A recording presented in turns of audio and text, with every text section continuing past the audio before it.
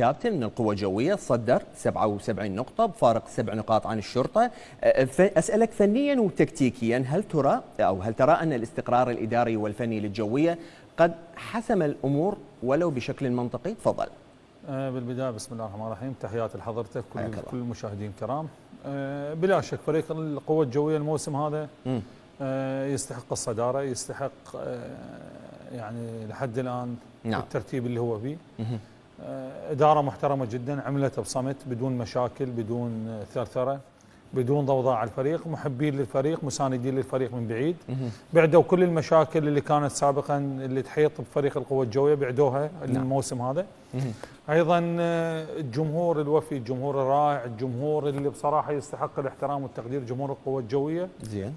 الموسم هذا عملوا كل شيء في سبيل مسانده الفريق داخل وخارج الملعب. ايضا لا ننسى اليوم احنا عندهم كادر تدريبي محترم جدا بقياده رشيد جابر. نعم. والاخوان اللي معاه لاعبين على مستوى عالي.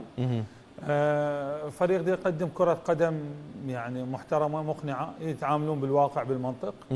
فأكيد يعني الصدارة وحسم للدوري بات قريب جدا منهم، يعني 5 مباريات. يعني ماكو أمل الفريق الشرطة مثلا 7 نقاط؟ لا كل شيء جائز بكرة القدم، بس الأقرب على الورق يعني حتى نكون منطقيين ومنصفين فريق القوى الجوية. يعني إذا فريق الشرطة لازم يغلب ال5 مباريات اللي هي صعبة عليه؟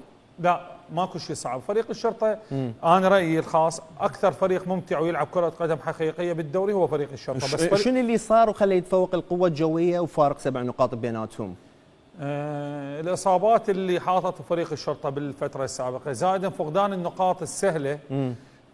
وأنا أشوف أنه يعني المشكلة الكبيرة اللي صارت مباراة الشرطة والقوة الجوية اللي تعادلوا بها 3-3 هي كانت السبب الرئيسي ببعد فريق الشرطة عن الصدارة، وصار الفرق 7 نقاط. أيضا رجعوا بعدها تعادلوا مع نفط ميسان. نعم.